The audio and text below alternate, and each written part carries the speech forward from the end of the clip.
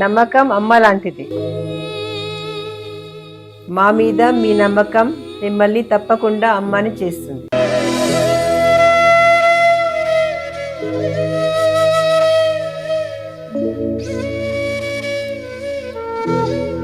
నేడు ఎంతో మంది మా మీద నమ్మకంతో అమ్మాయారు. మీకోసం అమ్మతనం ఎదురు చూస్తుంది. వివరాలకు సంప్రదించండి కిరణ్ ఇన్ఫర్టిలిటీ సెంటర్, హైదరాబాద్, బెంగళూరు, చెన్నై, ఢిల్లీ. తదుపరి మీనరాశి వారికి సంబంధించి 2026వ సంవత్సరంలో ఎలా ఉండబోతుందనేటువంటి విషయాన్ని చూద్దాం. ఇప్పటి వరకు ఏలినాటి శని ప్రభావం వల్ల ఈ యొక్క మీనరాశిలో ఉన్నటువంటి వాళ్ళు విశేషంగా ఎన్నో రకాలైనటువంటి ఇబ్బందులు, కష్టాలు, ఒడిదుడుకులు, మంచి చెడు ఫంక్షన్స్ అన్ని రకాలైనటువంటివి దాటుకొని వచ్చారు. ఇప్పుడు ఆఖరి ఘట్టం. ఈ సంవత్సరం అంతా కూడా శని మీనంలోనే ఉంటాడు. ఎప్పుడైతే శని లగ్నంలో ఉన్నా మీనంలో ఉన్నా అది ఖచ్చితంగా వారికి పంచమహాపురుష యోగాల్లో ఒకటి. కాబట్టి ఇక్కడి నుండి సప్తమ స్థానంలోకి శుక్రగ్రహ సంచారం మళ్ళీ సంవత్సరం ఆఖరిలో వస్తుంది. అప్పటి వరకు వీరికి అంతగా యోగించదు. అలాగే కుజుడు ఎప్పుడైతే వీరికి లగ్నంలోకి వచ్చినా, వీరి యొక్క రాశిలోకి వచ్చినా 4వ స్థానంలోకి 7వ స్థానంలో సంచారం చేసినా వృశ్చిక యోగం లాభిస్తుంది. శుక్రుడు గనక 4వ 7వ స్థానాల్లో ఉంటే మాలవ్య యోగం ఉంటుంది. ఇవి పంచమహాపురుష యోగాల్లో భాగంగా. పోయిన సంవత్సరం ఎలా ఉందో ఈ సంవత్సరం అలాగే ఉంటే అంత గొప్పగా ఉండదు. వీలైనంత వరకు మీకు ఏమైనా అప్పులుంటే ప్రాపర్టీలు తీసేసైనా సరే అప్పులన్నీ తీర్చేసుకోండి. ఎట్టి పరిస్థితుల్లో ఇంకా మీరు వాటిని ప్రొలాంగ్ చేసేటువంటి దిశగా వెళ్లకుండా ఉంటే మంచిది. వీలైనంత వరకు కూడా ఆలోచించి నిర్ణయం తీసుకోండి. అనవసరంగా ఎవరికి వాగ్దానాలు ఇవ్వడము, అనవసరంగా ఎవరినైనా సరే దూషించడము అంత మంచిది కాదు. వీలైనంత వరకు కూడా ఏవైనా సరే ఒక అనాథ శరణాలయంలో కానీ, గుడ్డి వాళ్లకు బ్లైండ్ స్కూల్స్లో భోజనాలు పెట్టించడము, అనాథ శరణాలయాలకు ఏమైనా వెళ్ళి ఇవ్వడము, దానాలు చేయడం లాంటివి చేస్తే విశేషంగా వీరికి ఎన్నో రకాలైనటువంటివి సత్ఫలితాలు యోగించేటువంటి అవకాశం కనిపిస్తుంది. ఓవరాల్గా చూసుకుంటే ఈ యొక్క గురు అనేటువంటి గ్రహము గ్రహ సంచారాల్లో భాగంగా ఈ యొక్క కర్కాటక మిథున రాశి నుంచి ఎప్పుడైతే సింహంలోకి అలాగే ఈ యొక్క కన్యలోకి ప్రవేశిస్తాడో అప్పుడు వీలైనంత వరకు 3 రాసులు ఈ కన్యలోకి సంచారం చేస్తున్నప్పుడు వీరికి విశేషమైనటువంటి పంచమహాపురుష యోగాల్లో 3 యోగాలు లాభిస్తాయి.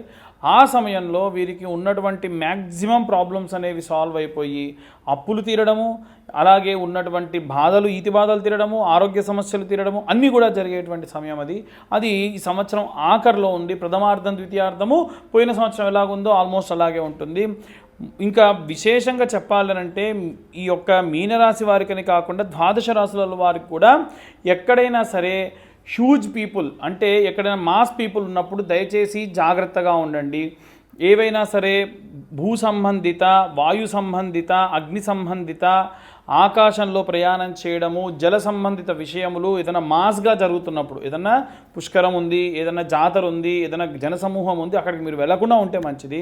ఎందుకంటే అది మీకు విపరీతమైనటువంటి ప్రమాదానికి గురి చేస్తుంది. ఓవరాల్గా మీనరాశి వారికి గత సంవత్సరం కంటే కాస్త మెరుగ్గానే ఉంటుంది. నెల సంవత్సరం ఆఖరిలో చాలా అద్భుతంగా ఉంటుంది. ఇదంతా గోచార రీత్యా చెప్పేటువంటి విషయములు మాత్రమే.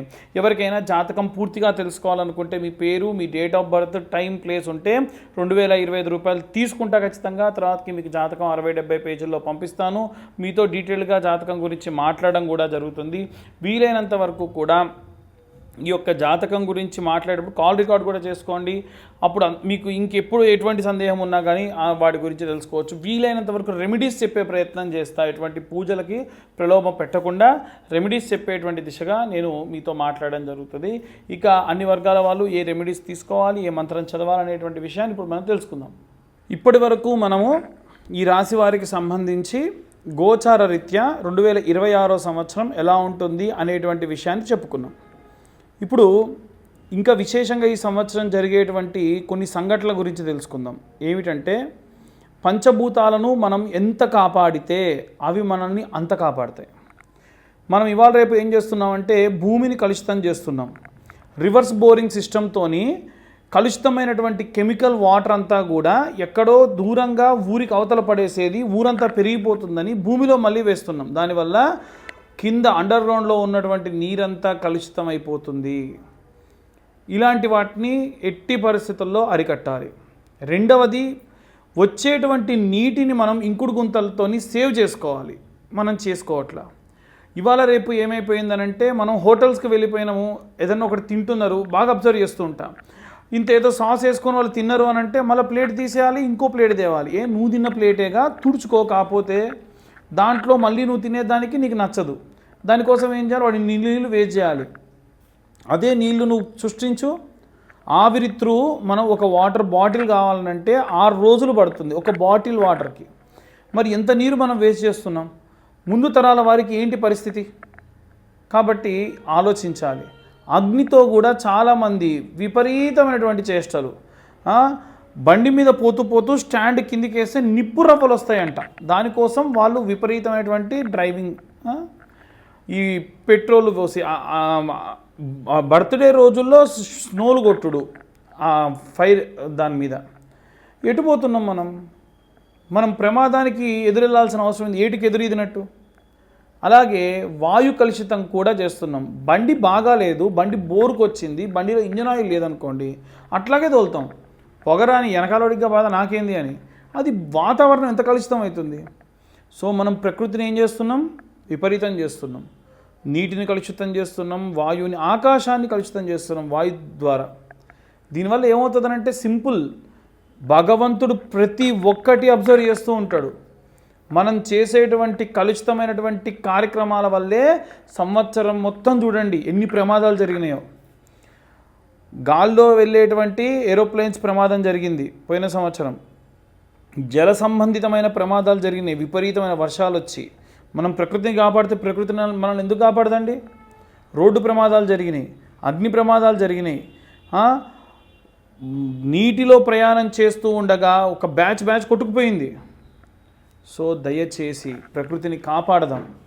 మనం చేసేటువంటి పెద్ద రెమెడీ ఏంటంటే, మనం నిత్యం మన చుట్టూ అబ్జర్వ్ చేస్తూ మనం ప్రకృతిలో ఏం వేస్ట్ అవుతున్నాయి, ఏం వేస్ట్ అవ్వట్లేదు, వాటిని మనం కాపాడే దిశగా వెళ్తే భగవంతుడు మనల్ని కాపాడుతాడు.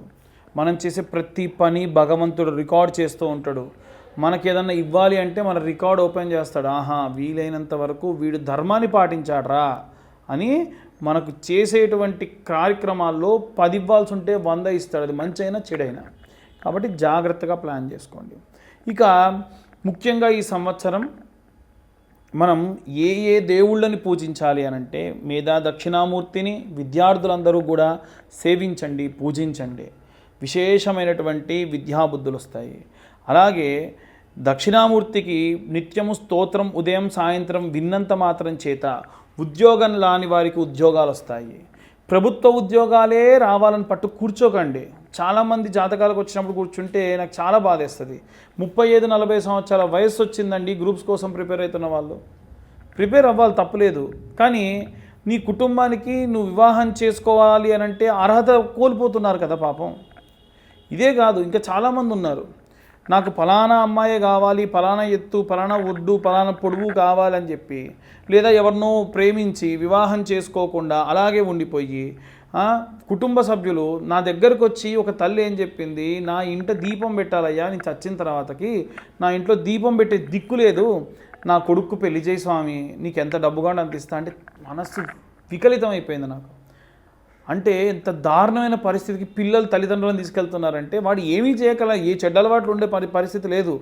వివాహం చేసుకోవాలి కదా సమయానికి, అవి చేసుకోవట్లా. అలాంటి వాళ్ళ కోసం ప్రతీ నెల ఆఖరి మంగళవారం నాడు వర కన్యా పాశుపత హోమాలు చేస్తున్నా. కేవలం నేను హోమాలు మాత్రమే చేసి వాళ్ళని పంపించట్లా. మళ్ళీ తిరుగు వారం వచ్చేసరికి ఆంజనేయ స్వామికి సంబంధించినటువంటి సుందరాకాండ పారాయణము 7 రోజుల పాటు నేను ఒకటే పూట భోజనం చేస్తూ వాళ్ళ కోసం దీక్ష పూని ఆ యొక్క సుందరాకాండ పారాయణం కూడా చేస్తున్నా. నాకేం అవసరం అనంటే అందరూ బాగుండాలి, అందులో నేనుండాలి అనేటువంటిది నా ఉద్దేశం. కాబట్టి అందరూ కూడా ఎవరైనా సరే దయచేసి వివాహం చేసుకోకుండా తల్లిదండ్రులని ఇబ్బంది పెట్టకండి, బాధ పెట్టకండి. ఉన్నవారిలో వచ్చిన సంబంధాల్లో మంచి సంబంధాన్ని వెతుకుతూ ముందుకు వెళ్తే చాలా మంచిది. ఇక ఉద్యోగ సంబంధితమైనటువంటి విషయాల్లో కూడా విపరీతమైనటువంటి స్ట్రెస్ తీసుకొని 2-3 ఉద్యోగాలు చేస్తూ పొద్దున సాయంత్రం చేస్తున్న వాళ్ళు ఉన్నారు. అంతగా విరగబడి కష్టపడిపోయి ఆరోగ్యం మీదికి తెచ్చుకొని చిన్న వయసులో మీకు షుగర్లు బీపీలు తెచ్చుకోకండి. చాలా జాగ్రత్తగా మీ ఆరోగ్యాన్ని కాపాడుకోండి. మీ తల్లిదండ్రులందరినీ కూడా చాలా బాగా చూసుకోండి. ఎట్టి పరిస్థితుల్లో ఎంత పెద్ద గొడవలు వచ్చినా తల్లిదండ్రులను తీసుకెళ్ళిపోయి ఓల్డేజ్ హోముల్లో పెట్టకండి. మీకు అంత సమస్య అయితే మీ ఇంటి పైనో మీ ఇంటి పక్కనో ఇంకొక పోర్షన్ తీసుకొని నిత్యం వాళ్ళని అబ్జర్వ్ చేస్తూ ఉండండి. ఎంతో కొంత వారికి కాస్త మనసుకు ప్రశాంతతనివ్వండి.